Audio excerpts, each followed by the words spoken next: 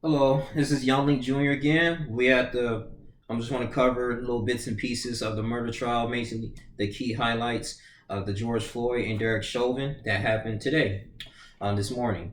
Prosecutors on Wednesday showed surveillance footage of George Floyd laughing and chatting in the Cup Foods convenience store moments before his death in May, providing a glimpse of his actions inside the store for the first time. The footage was played as Christopher Martins, 19, a clerk at Cup Foods, testified about discovering the fake $20 bill that he said Mr. Floyd used to buy cigarettes inside the store. It was a clerk's call to 911 over the bill that brought several police officers to the area, where they handcuffed Mr. Floyd and pinned him to the ground outside. And where Derek Chauvin, who is now on trial for murder in Mr. Floyd's death, was recording kneeling on Mr. Floyd's neck. In the surveillance footage, Mr. Floyd can be seen laughing with employees, shoppers as he moves around the store, at one point holding a banana and at another point pulling out what appears to be some cash. The video was taken about an hour before he was taken in. And what key is to that is, yeah, they did see. I wish I could show it here, but yeah, he was just walking around. It's about a minute, basing inside the Cup Foods, and he had a conversation with the store clerk. And when he testified, and when he was there on the stand, he was like, "Yeah, I just had one conversation with him," and according he told the lawyer that. And one of the conversation was about sports, like, "Hey, did you play baseball?" He said, "No, I played football." And then he said, "Okay." And then when he handed him the bill, he thought he seen like a blue line similar to $100 bill, seemed kind of sketchy. So he ended up calling his boss and supervisor, and I think that's when Floyd kind of, if you watch the video, you did see him run out the store. But I'm gonna continue to move forward. I think that may seem a little strange, but but we're gonna continue to move forward.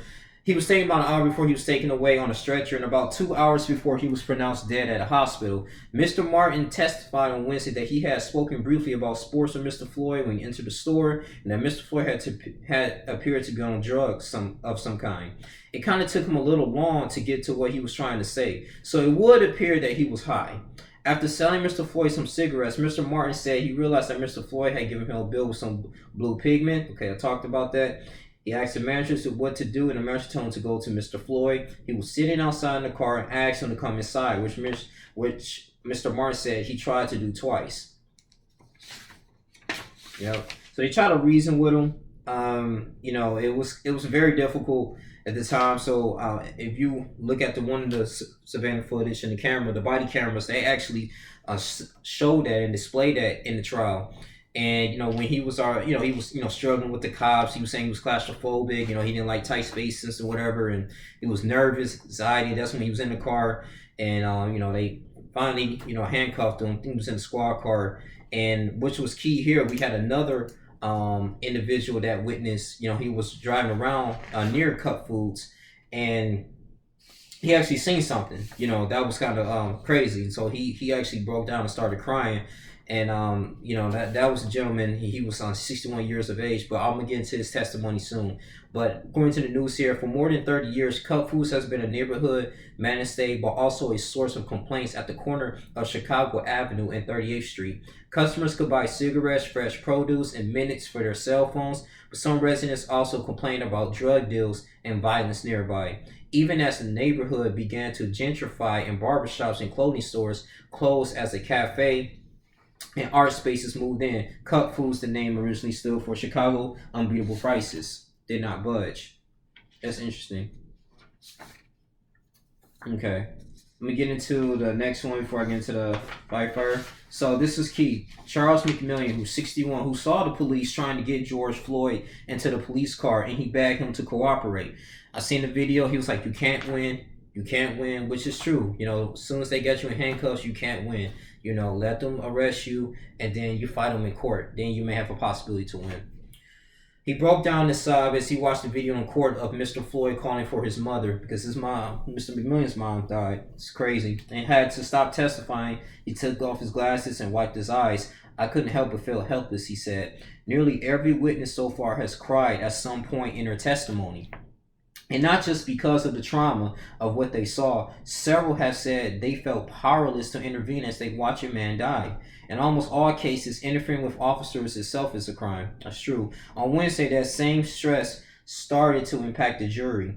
The prosecution has shown the jury parts of the video multiple times every day of the trial. One juror interrupted the proceedings an hour into Wednesday's session, motioning to the judge that she felt ill. The judge paused the trial, citing the woman's stress related reaction. This 50-year-old woman. Yeah. It's sad, man. Two more seats in the courtroom have been reserved for reporters and various journalists. Okay. That's just a little miscellaneous things. I'm gonna go into the next. Okay, I'm going to the next one. Yeah, man. You have Miss Hanson, who was the firefighter at the time, the emergency medical technician who happened to stumble upon the arrest of George Floyd, and she pleaded in vain for the police to let her help him. And this is the thing I don't understand. Like, yeah, I mean, she was there and she was off duty. She was like, look, okay, let me render some first aid to him, CPR, let me get an AED to help, rejuvenate his heart. But they was like, no, the cops was just standing on standby, not letting anybody come near him, and that's when that was very sketchy, at the same time. So, I mean, they really had no intentions to really help this young man. Yeah, he may be a little bit rowdy, but it was like, what is your whole intent was, just to show off or to say that you're big and bad? Like, this was a little more obsessive. And so when you deny medical help for an individual, that's being detained, come on now, it's arrested. Like, that's a crime, but she gave some time. She's 27. He gave some times. Terry and sometimes harder testimony on Tuesday, but lawyers for Derek Chauvin and the prosecution had only a handful of questions for her on Wednesday morning. Mr. Chauvin's lawyer asked her if she had shown any identification at the scene of Mr. Floyd's arrest, to which she said she had not. So she was off duty and on a walk when she saw Mr. Floyd being arrested. Ms. Hanson was the first of several witnesses expected to be called by prosecutors on Wednesday as they continue to try to build a case against Mr. Chauvin, who is facing charges including second-degree murder.